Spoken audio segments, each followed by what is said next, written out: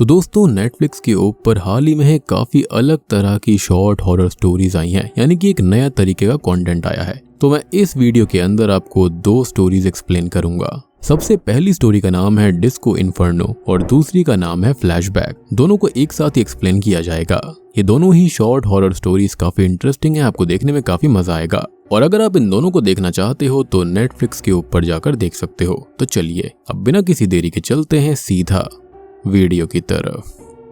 तो मूवी की शुरुआत होती है 1955 में, जहां पर एक चर्च के अंदर एक ओल्ड लेडी या फिर एक नन को दिखाया जाता है जो कि कन्फेस कर रही होती है। इस लेडी का नाम लिन है और लिन का अभी तक कोई भी बच्चा नहीं था। उसने बच्चे के लिए बहुत कुछ ट्राई किया था लेकिन उसका बच्चा कभी नहीं हुआ और लिन ने बच्चे के लिए एक औरत को मारकर उसका बच्चा उससे छीन लिया था और वो बच्चा वहीं पर बास्केट में होता है। अब लिन ने जो कुछ भी उस बच्चे की माँ के साथ में किया था वो उसके लिए खुद को कोस रही थी। उसको लग रहा था कि उसने जो कुछ किया वो बहुत ही बुरा है और उसे जीने का कोई हक नहीं है। तभी यहाँ पर हम फादर को भी देख पाते हैं जो कि उस बच्चे की आवाज सुनकर उसके पास आते हैं और वो ये देखते हैं कि लिन ने फांसी लगाकर खुद को खत्म कर लिया है। वो बहुत ही ज्यादा कंफ्यूज्ड हो गए थे कि ऐसा क्यों हुआ, लेकिन यहाँ पर जो होना था वो तो हो चुका था। खैर अब सीन शिफ्ट होता है 1970s में, यानी कि उस हादसे के कई साल बाद की कहानी दिखाई जाती है। यहाँ पर हम एक यंग कपल ब्रैंडन और मेल को देख पाते हैं जो कि एक डिस्को में आए होते हैं एक डांस कंपटीशन के लिए। और ये शहर का सबसे फेमस डिस्को होता है जिसका नाम डिस्को इन्फर्नो है जो कि LA में था, यानी कि लॉस एंजलिस में। और ये डिस्को ठीक उसी चर्च की जगह पर बना हुआ है जहां पर लिन ने खुद को खत्म किया था। खैर जब मेल और ब्रैंडन रिहर्सल कर रहे होते हैं तो ब्रैंडन से एक डांस स्टेप मिस हो जाता है। तो मेल ब्रैंडन को लेकर जाती है और उसे ज्यादा ओवरथिंक ना करने के लिए कहती है। जिसके बाद वहां पर उनकी फ्रेंड मीमो भी थी जो कि आकर उनके पास बैठ जाती है। यहाँ पर ब्रैंडन मेल को बताता है कि वो इस कंपटीशन को लेकर बहुत ही ज्यादा नर्वस है और ये कंपटीशन उन दोनों के लिए बहुत जरूरी है। उनका फेमस होना बहुत जरूरी था। वही बात है पैसे वगैरह की टेंशन वगैरह। खैर वो दोनों बात कर ही रहे होते हैं कि तभी मेल को नीचे लिन का भूत दिखाई देता है। जी हाँ, यानी कि उसका भूत आज तक इस जगह से जुड़ा हुआ था। खैर वो अचानक से उठकर रेस्ट रूम में चली जाती है और उसके पीछे पीछे मीमो भी वॉशरूम में चली जाती है। अब हमने एक चीज और नोटिस करी थी कि मेल भी थोड़ी सी टेंशन में थी, लेकिन वो कंपटीशन की वजह से टेंशन में नहीं थी। मेल यहाँ पर मीमो को बताती है कि असल में वो प्रेग्नेंट है और इस बात से मेल खुद नर्वस दिख रही होती है। मेल मीमो को थोड़ी देर अब अकेले रहने के लिए कहती है और मीमो वहाँ से निकल जाती है। उसके जाने के बाद अचानक से ही लाइट्स चली जाती है और जब मेल बाहर आती है तो उसे सारा डिस्को एकदम खाली दिखाई देता है। वहाँ पर कोई भी नहीं होता। लेकिन हम ये देख पाते हैं कि सभी लोग वहीं थे, लेकिन मेल किसी तरह के ट्रांस जैसी स्टेट में चली गई थी। उसकी आंखें पूरी तरह से काली पड़ जाती हैं। मेल को अब किसी औरत की आवाज आ रही होती है। वो उसको बोल रही होती है कि वो उसे तब से देख रही है जब वो एक छोटी सी बच्ची थी और वो बिल्कुल अपनी माँ जैसी दिखती है। वो ये भी कहती है कि शायद मेल के पास उसके लिए कुछ है। तभी मेल उस औरत की आवाज का पीछा करने लगती है और एक कैंडल अपने साथ ले जाती है। ब्रैंडन भी मेल को ढूंढने चला जाता है क्योंकि उनकी टर्न भी आने ही वाली थी, लेकिन कोई उसकी कैंडल बुझा देता है और तभी मेल किसी और ही रूम में पहुंच जाती है। जब वो पीछे मुड़ती है तो वो लिन को देखती है। लिन मेल के पेट पर हाथ रखती है और कहती है कि ये तो एक बच्चा है। दूसरी तरफ हम ब्रैंडन को देख पाते हैं जो कि मेल को ही ढूंढ रहा था और मेल यहाँ पर कन्फेशन रूम में बंद होती है तो वो चिल्लाने लगती है, जिसकी आवाज सुनकर ब्रैंडन मेल के पास भागने लगता है। अब वो उस रूम से बाहर तो निकल जाती है लेकिन लिन मेल के ऊपर अटैक कर देती है। वो कह रही होती है कि ये बच्चा उसका है। तभी ब्रैंडन डोर ओपन करके अंदर आ जाता है, लेकिन वहां पर बस मेल अकेली थी। लेकिन मेल अभी भी उसी ट्रांस जैसी स्टेट में होती है तो ब्रैंडन उसे होश में लेकर आता है। वो ब्रैंडन को बता देती है कि वो प्रेग्नेंट है और ये बात सुनकर ब्रैंडन बहुत खुश था और वो मेल को तुरंत ही हक कर लेता है। लेकिन तभी हम ये देखते हैं कि उसकी आंखें फिर से काली पड़ गई थी, जिसके बाद ब्रैंडन मेल को उठाकर स्टेज की तरफ ले जाने लगता है और ये मूवी यहीं पर खत्म हो जाती है। तो अब यहाँ पर मूवी के अंदर हुआ क्या? तो देखो लिन का कोई भी बच्चा नहीं था जिसके चलते वो ऑब्सेशन में थी, लेकिन साथ ही साथ वो गलत काम भी नहीं करना चाहती थी। लेकिन उसने गलत काम कर दिया और उस बच्ची को ले लिया उसकी माँ को खत्म करके। और मेल शायद से उसी माँ की बेटी होगी जिस बच्चे के लिए लिन ने 1955 में उस माँ को खत्म करके बच्ची को किडनैप किया। अब देखो लिन हमेशा से एक बच्चा चाहती थी और एंड में हुआ क्या? तो हमने नोटिस किया था कि यहाँ पर मेल की आंखें काली पड़ गई थी, जिसका मतलब ये था कि लिन की स्पिरिट ने उसे पजेस कर लिया और अब शायद से लिन मेल की बॉडी के अंदर रहेगी और पजेस करके अपने बच्चे वाला सपना पूरा कर लेगी। अब अगली मूवी का नाम है द फ्लैशबैक और ये भी नेटफ्लिक्स के ऊपर ही अवेलेबल है। तो मूवी की शुरुआत में हम जेस नाम की एक लड़की को देख पाते हैं जो कि एक योगा इंस्ट्रक्टर थी और उस वक्त वो अपने स्टूडेंट्स को योगा की क्लासेस दे रही थी। उसी दौरान जेस को अपने सामने एक ब्लैक फिगर दिखाई देती है, यानी कि काली सी परछाई जो कि लगातार उसी की तरफ देख रही थी और उसका सर किसी वल्चर के जैसा था, यानी गिद्ध के जैसा।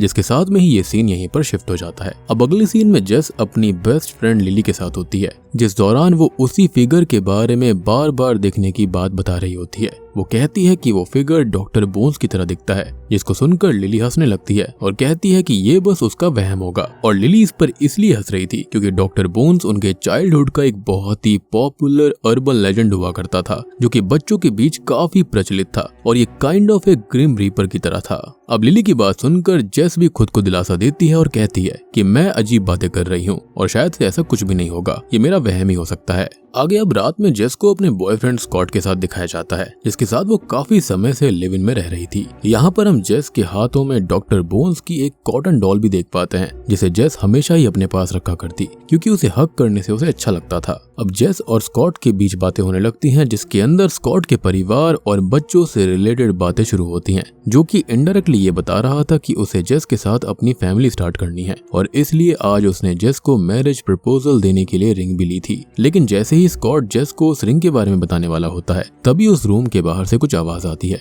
जिसको देखने के लिए स्कॉट रूम से बाहर जाता है। पर जाने से पहले वो जेस को कहता है कि अगर मैं 5 मिनट में वापस नहीं लौटा तो मेरी मौत का बदला ले लेना, और ऐसा करके स्कॉट बाहर चला जाता है। लेकिन अनफॉर्चुनेटली स्कॉट का यही मजाक उसके लिए हकीकत बन जाता है, क्योंकि कमरे से बाहर निकलते ही कोई उसे गन से शूट करके खत्म कर देता है। ये आवाज सुनते ही जेस भी बाहर आती है और वो देखती है कि स्कॉट की डेड बॉडी जमीन पर पड़ी है और उसके चारों तरफ खून फैला हुआ था। ये किलिंग असल में एक चोर ने की थी, जो कि इनके घर में चोरी करने आया था। और मुझे नहीं पता कि आप इस चीज में बिलीव करते हो या फिर नहीं, लेकिन इंडिया के कई हिस्सों में ऐसा माना जाता है कि आपकी जुबान पर पूरे दिन में कभी न कभी एक बार माँ सरस्वती जरूर वास करती हैं, तो इसलिए हमेशा अच्छी अच्छी बातें बोलनी चाहिए। अब देखो यहाँ पर ये किलिंग हुई क्यों, क्योंकि अचानक से ही स्कॉट उस चोर के सामने आ गया था, तो डर की वजह से उसने गोली चला दी। अब वो चोर फिर इस चीज के लिए माफी भी मांगने लगता है, पर कहीं वो फंस ना जाए ये सोचकर वो जेस को भी मारने का फैसला करता है और उसे शूट भी कर देता है। लेकिन यहाँ जेस मरती नहीं है, बल्कि उल्टा वो पास्ट में पहुंच जाती है।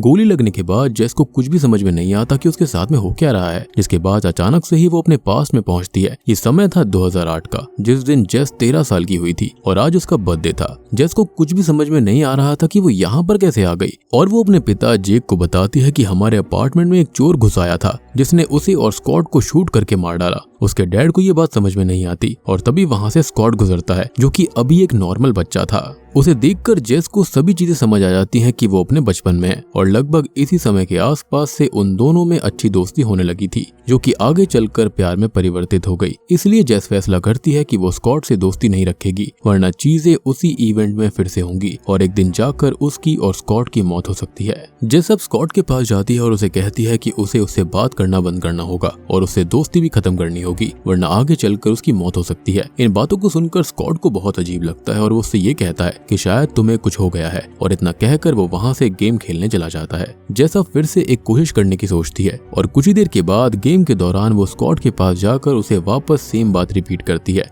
जिसको सुनकर स्कॉट भी उसको कह देता है कि ठीक है, वो उससे आज के बाद कभी बात नहीं करेगा और दोस्ती भी नहीं रखेगा। जिसको सुनकर जेस काफी खुश हो जाती है कि चलो अब स्कॉट पर कोई खतरा नहीं था। पर तभी वहाँ पर हम वापस उसी ब्लैक फिगर यानी कि वही परछाई को देख पाते हैं, जिसे स्कॉट भी देख पा रहा था, और वो उसे डॉक्टर बोन्स की कॉस्ट्यूम पहना कोई आदमी समझता है। ये बात श्योर थी कि ये कोई ग्रिम रीपर जैसा ही अर्बन लेजेंड था, जो कि जेस को वापस प्रेजेंट में ले जाने आया था। जेस अब फिर जाने से पहले स्कॉट को किस करती है, जिससे स्कॉट स्माइल करने लगता है, और ये देखकर जेस समझ जाती है कि उसे उसके लिए फीलिंग्स आने वाली हैं। जिसके बाद में जेस अब जोर से स्कॉट को एक चांटा मारती है और वो वहाँ पर जेस के इस एक्ट से पूरी तरह से शॉक्ड रह जाता है। और फिर जेस वहाँ से उस ब्लैक फिगर के साथ वापस से प्रेजेंट टाइम में चली आती है। अब प्रेजेंट टाइम में हम जेस को ही देख पाते हैं जो कि सिंगल थी और अकेले ही रहा करती थी, लेकिन ओरिजिनली वो लिव इन में थी स्कॉट के साथ। लेकिन यहाँ अब ऐसा नहीं था, यानी कि यहाँ पर प्रेजेंट बदल चुका था। लेकिन जेस अभी भी एक योगा इंस्ट्रक्टर ही थी, लेकिन उसकी जिंदगी में अब स्कॉट नहीं था।